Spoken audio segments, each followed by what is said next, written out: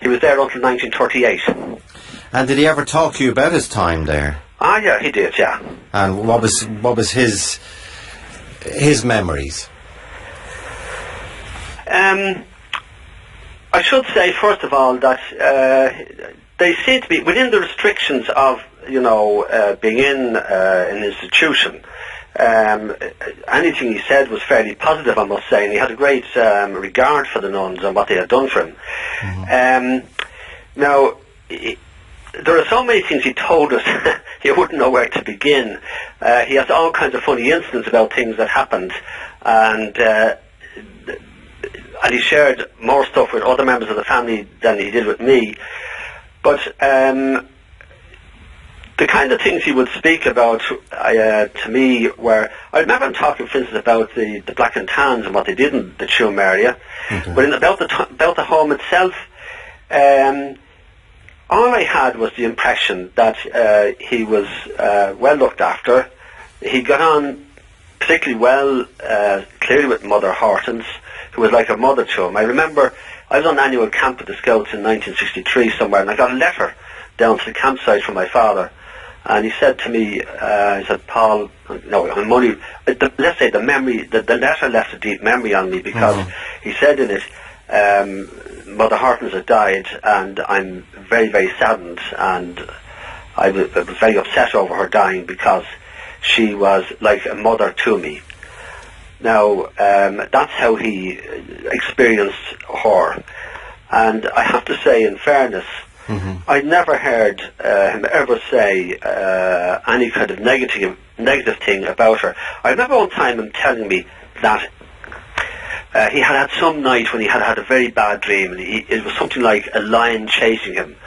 And Mother Hortense had obviously heard him being in the dreams coming through disturbed.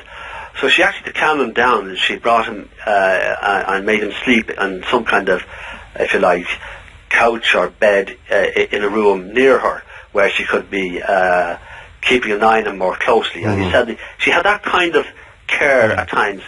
Other stories, for instance, he might tell us things about, well, let's say, now, can I say something else, John? It's very important to say this, so that through my father, I met many others of the residents of the home who were there in my father's time, and some of them I still have contact with today. So sometimes when I'm talking about him, and I'm maybe mixing things up with what the others told me, because we had a whole lot of... Okay, but they were generally positive, that's your... Oh, absolutely. Okay. And is that... you remembering your father's upset at the passing of...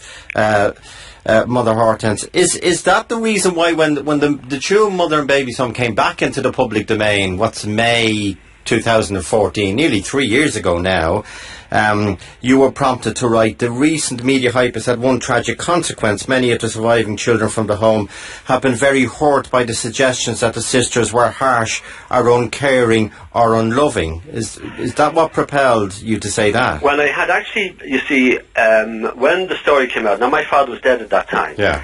So I took the trouble. I knew that from everything that I had heard from my father and from the residents in the home had been very positive. They had never spoken other than good about what the nuns had done for them. For instance, they weren't underfed or anything else like that.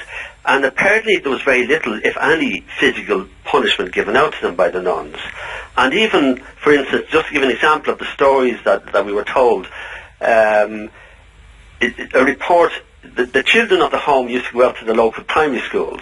Yeah, we heard where that, yeah. Because of who they were often looked down on and treated sometimes poorly by other people in society. But the nuns of the home would go down sometimes to give out on their behalf, because maybe the teachers in the school had been too harsh with punishment on them. So they used to stand up for the kids in the home and defend them. I remember another incident when apparently, we heard this story. Now I said whether I heard it from my father or whether I heard it from one of the other residents. But apparently there was some dance competition on one day, and one of the girls in the home actually won, let's say, the gold medal. But whoever was in charge wouldn't give the gold medal because she was from the home. Well, Mother Hortense, I believe, went down and had very firm words and demanded the medal be given to her girl. Of course, yeah. So they did defend and look after the...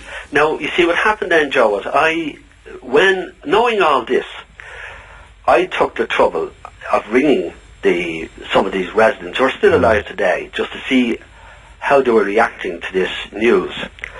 And you've no idea the hurt they suffered. And this news was the news that the angle of the news about the Tuam mother and baby home in the last 3 years has been this burial ground at the back. Yeah. Well, I'll come back to that just a quick moment, just to explain why I wrote that bit, was just to make clear, having spoken to these elderly ladies, and as they are now, how upset, because for them, as one of them said to me, Paul, it's a dose of lies.